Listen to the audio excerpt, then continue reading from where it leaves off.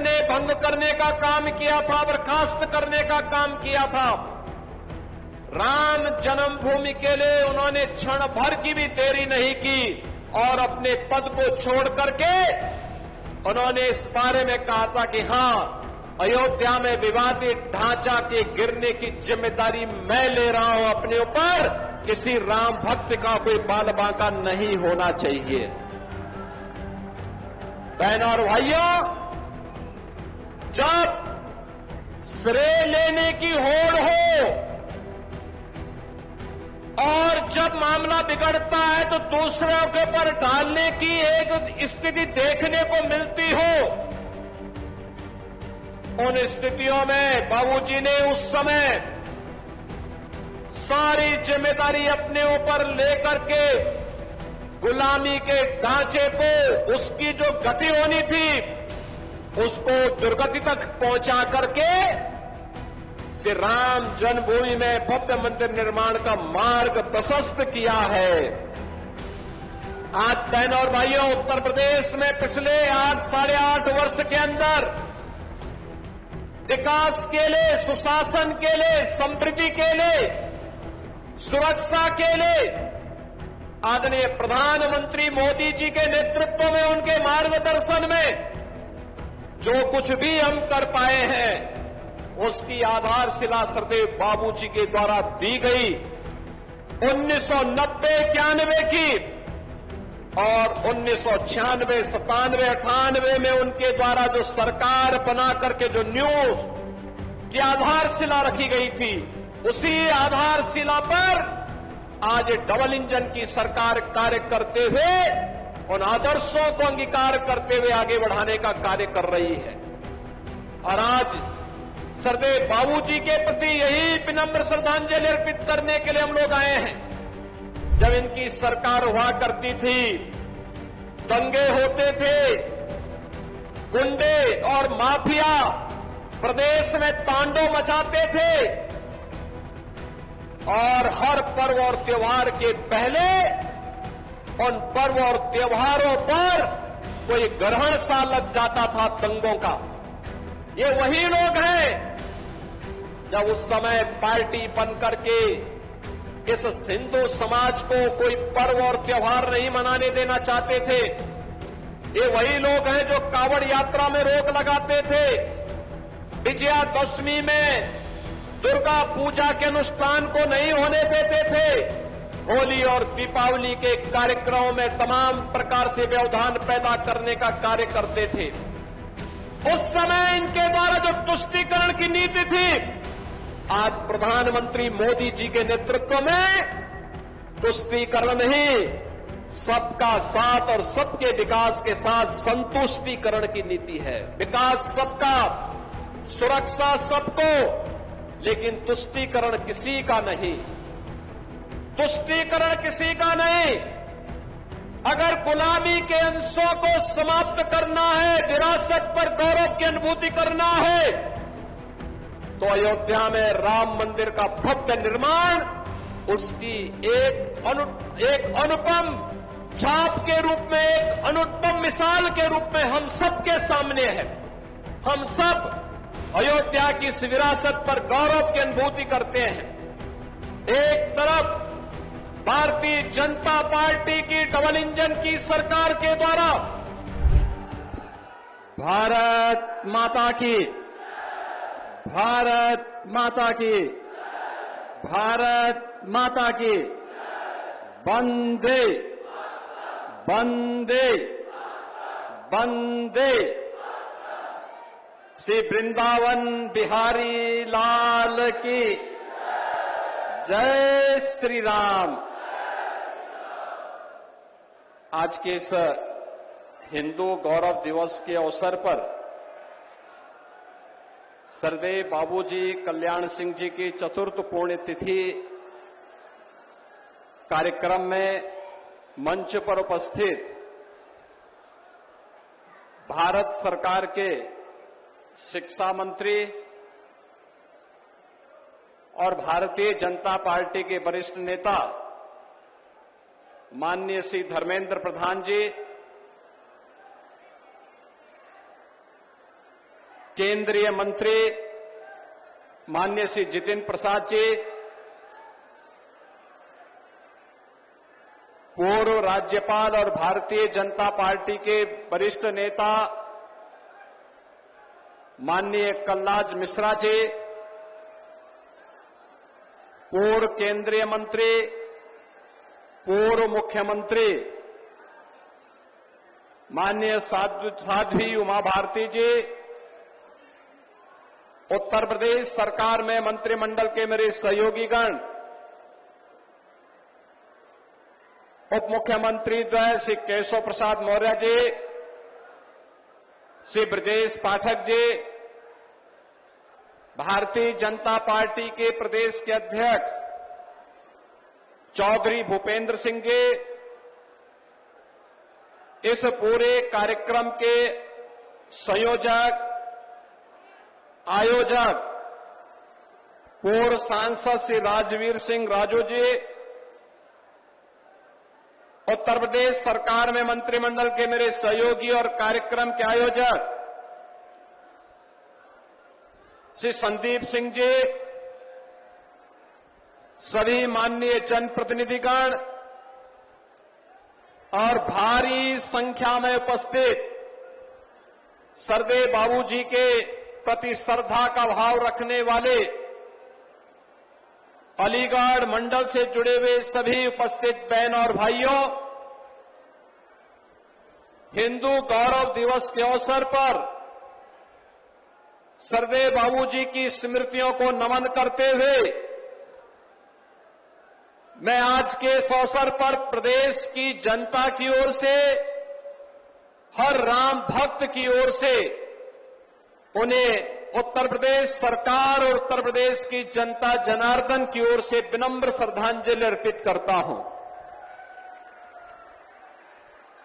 बहनों और भाइयों,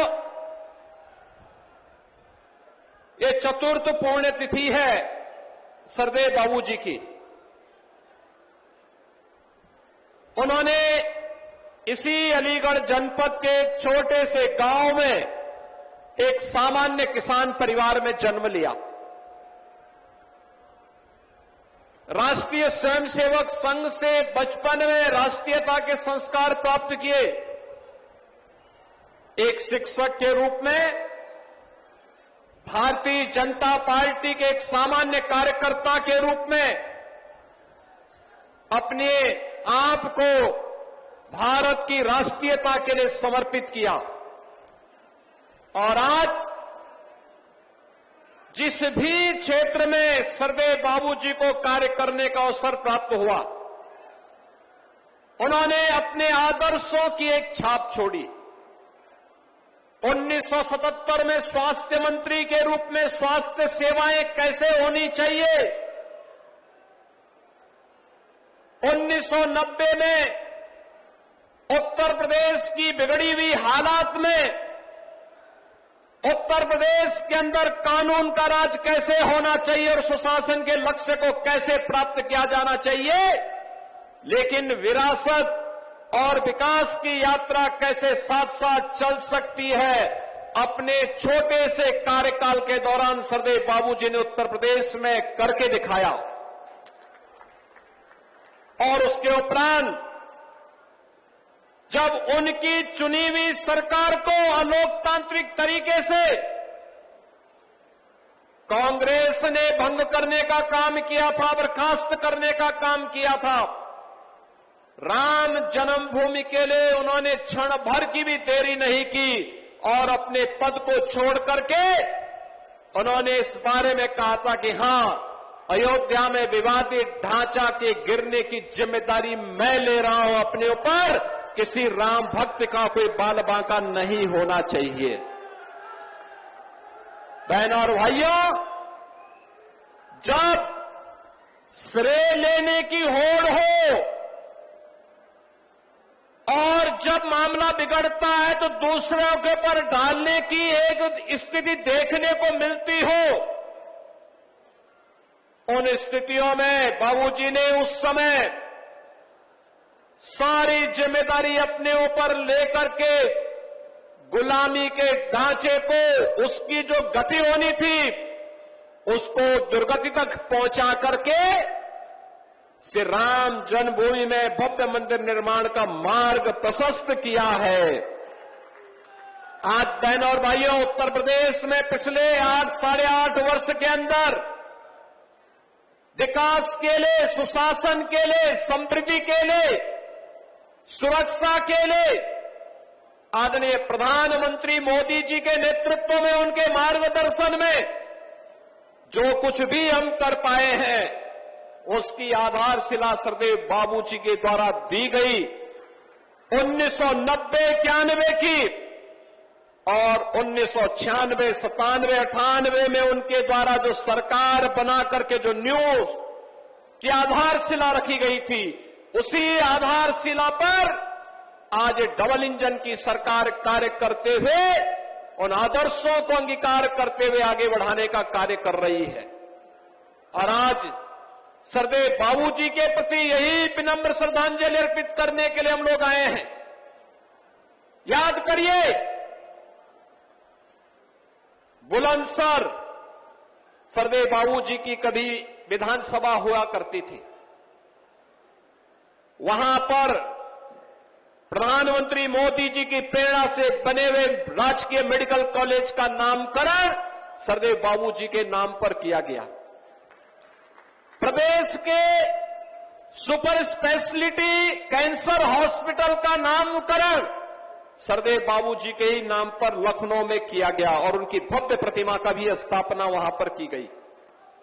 बहनों और भाइयों, जो लोग आज पीडीए के नाम पर समाज को बांटने का प्रयास कर रहे हैं, ये वही लोग हैं जब इनकी सरकार हुआ करती थी, दंगे होते थे, गुंडे और माफिया प्रदेश में तांडव मचाते थे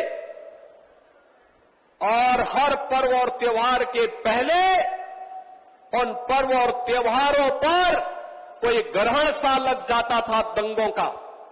ये वही लोग हैं जब उस समय पार्टी बनकर के इस हिंदू समाज को कोई पर्व और त्योहार नहीं मनाने देना चाहते थे। ये वही लोग हैं जो कांवड़ यात्रा में रोक लगाते थे, विजयादशमी में दुर्गा पूजा के अनुष्ठान को नहीं होने देते थे, होली और दीपावली के कार्यक्रमों में तमाम प्रकार से व्यवधान पैदा करने का कार्य करते थे।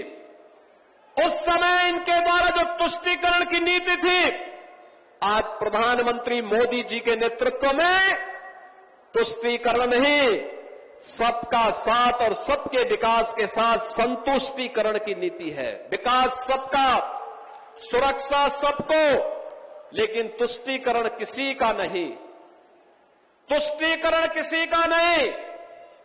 अगर गुलामी के अंशों को समाप्त करना है, विरासत पर गौरव की अनुभूति करना है, तो अयोध्या में राम मंदिर का भव्य निर्माण उसकी एक अनुपम छाप के रूप में, एक अनुपम मिसाल के रूप में हम सबके सामने है। हम सब अयोध्या की इस विरासत पर गौरव की अनुभूति करते हैं। एक तरफ भारतीय जनता पार्टी की डबल इंजन की सरकार के द्वारा अपनी विरासत का, आध्यात्मिक विरासत के संरक्षण के लिए कार्य किया जा रहा है, तो जो कहा सो करके दिखाया। जम्मू कश्मीर में धारा 370 समाप्त करके हमेशा के लिए आतंकवाद पर नकेल कसने के लिए जो कार्य किया गया, यह भी स्वतंत्र भारत और 140 करोड़ का भारत आज उसका प्रत्यक्षदर्शी है। वो इस बात का अनुभव कर रहा है कि घोषणाएं बहुत होती थी, लेकिन उसका मूर्त रूप आज देखने को मिल रहा है। लेकिन जो लोग आज पीडीए की बात करके समाज की एकता को खंडित करना चाहते हैं, इनसे पूछना चाहिए, जब प्रदेश में दंगों की आग लगी थी, प्रदेश का नागरिक, चाहे वह अलीगढ़ के दंगे हो, बरेली के दंगे हो, मुजफ्फरनगर के दंगे हो, मेरठ के दंगे हो, जिन लोगों की बोलती दंगों के समय पीड़ित हिंदुओं के पक्ष में नहीं होती थी, पीड़ित में से दलित भी था, पिछड़ा भी था, व्यापारी भी था, सामान्य हिंदू भी था। अकेले भारतीय जनता पार्टी उनके पक्ष में खड़ी होती थी। तब भी भारतीय जनता पार्टी खड़ी होती थी। पिछले 8.5 वर्ष में प्रदेश दंगा मुक्त हुआ है, गुंडागिर्दी और माफियागिरी से मुक्त हुआ है। लेकिन आज फिर से इस एकता को खंडित करने के लिए जो बातें परिवार डेवलपमेंट अथॉरिटी के द्वारा फिर से प्रारंभ किया गया है, ये परिवार डेवलपमेंट अथॉरिटी जो सबका साथ की तो बात करता है, लेकिन परिवार के विकास की बात करता है। और इन्होंने 4 बार प्रदेश में समाजवादी पार्टी की सरकार आने पर यही करके दिखाया भी। आपने देखा होगा अभी हम लोगों ने 60,244 पुलिस की भर्ती संपन्न की। अलीगढ़ के भी बहुत सारे नौजवान भर्ती हुए थे, उसमें बहुत सारे अलीगढ़ के नौजवान भर्ती हुए, एटा के नौजवान भर्ती हुए, कासगंज और हाथरस के नौजवान भर्ती हुए, प्रदेश के सभी 75 जनपदों के नौजवान उसमें भर्ती हुए। लेकिन क्या ये 2017 के पहले भी संभव था? क्या 2017 के पहले ये नहीं हो सकता था? ये वही लोग हैं जिन लोगों ने सत्ता में आने पर प्रदेश के अंदर जिस प्रकार के भ्रष्टाचार को बढ़ाया है, अराजकता को बढ़ाया है, गुंडागिर्दी को बढ़ाया है, हिंदू मानबिंदुओं पर और उत्तर प्रदेश के विकास को बाधित करने का जो कुत्सित कार्य किया था, आज उनकी पीड़ा है कि उत्तर प्रदेश कैसे देश का विकास का ग्रोथ इंजन बन जा रहा है। आज उनको पीड़ा इस बात की है कि आखिर उत्तर प्रदेश के सामने जो पहचान का संकट इन्होंने खड़ा किया था, ये पहचान का संकट कैसे दूर कर दिया गया है। और इसी पीड़ा में इनके द्वारा फिर से जातीयता के उस जहर को घोलने का कुत्सित प्रयास किया जा रहा है। और इसके लिए इन्होंने न केवल हिंदू संस्थाओं को बल्कि अब तो देश के संवैधानिक संस्थाओं को भी निशाना बनाना प्रारंभ कर दिया है। अगर कोई न्यायाधीश सही फैसला देता है, निष्पक्ष फैसला देता है, तो उनको धौंस दी जाती है। अगर वह किसी सार्वजनिक कार्यक्रम में कोई बात कह देते हैं, उन्हें धमकी दी जाती है। और अब तो चुनाव आयोग को भी धमकी दी जा रही है, चुनाव आयोग को भी धमकी दी जा रही है। यानी एक तरफ पीडीए की बात करेंगे और दूसरी तरफ उनके स्थान पर बांग्लादेशी घुसपैठियों को, पाकिस्तानी घुसपैठियों को, रोहिंग्या को मतदाता बना करके यहां के वंचितों को, यहां के पिछड़ों को और भारत के नागरिकों को मतदान करने से वंचित करने की कांग्रेस और समाजवादी पार्टी के इस दुष्चक्र के खिलाफ आज जब कार्य हो रहा है, तो उस कार्यक्रम को व्यवधान पैदा करके इनके द्वारा न केवल संसद की कार्रवाई को बल्कि चुनाव आयोग पर भी आक्षेप लगा करके, जुडिशरी पर भी आरोप लगा करके, आक्षेप लगा करके संवैधानिक संस्थाओं की भी अवमानना करने का कुत्सित प्रयास हो रहा है। बहनों और भाइयों, आज के इस अवसर पर हम सबके लिए सरदेव बाबूजी का वह आदर्श एक नई प्रेरणा है, एक आदर्श है। हम सब उससे प्रेरित हो, उनके प्रेरणा का अपने जीवन का अंगीकार करें, अपने जीवन का हिस्सा बनाएं। यही उनकी पुण्यतिथि के अवसर पर हिंदू गौरव दिवस के रूप में आज उनकी पुण्यतिथि के इस आयोजन के साथ जब हम जुड़े, तो हम सबका दायित्व बनता है कि सरदेव बाबूजी के बताए उन मार्गों का अनुसरण करें जिन्होंने भारत की राष्ट्रीयता के लिए, भारत और भारतीयता के लिए पूरे जीवन भर प्राण से जुट करके कार्य किया था। और उसी अभियान के साथ अगर हम सब जुटेंगे तो उत्तर प्रदेश विकास की नई बुलंदियों को छुएगा, भारत की अर्थव्यवस्था का गणी राज्य बनेगा। आज जिस क्षेत्र में यह आयोजन हो रहा है, यह ताला नगरी भी सरदेव बाबूजी की उन्हीं स्मृतियों का ताजा कराता है, जो स्थानीय उद्यम को प्रोत्साहित करके रोजगार के साथ स्थानीय युवाओं को आत्मनिर्भर भारत के संकल्प को तरोताजा करता है। यही आत्मनिर्भर भारत विकसित भारत का आधार बनेगा और उस विकसित भारत के लिए हम सबको प्राणपण से काम करना है। इस विश्वास के साथ मैं एक बार फिर से सरदेव बाबूजी के चतुर्थ पुण्यतिथि के अवसर पर उत्तर प्रदेश की जनता की ओर से, उत्तर प्रदेश सरकार की ओर से उन्हें विनम्र श्रद्धांजलि अर्पित करते हुए अपनी वाणी को विराम देता हूं। धन्यवाद। जय हिंद। जय जय श्री राम। जय श्री राम।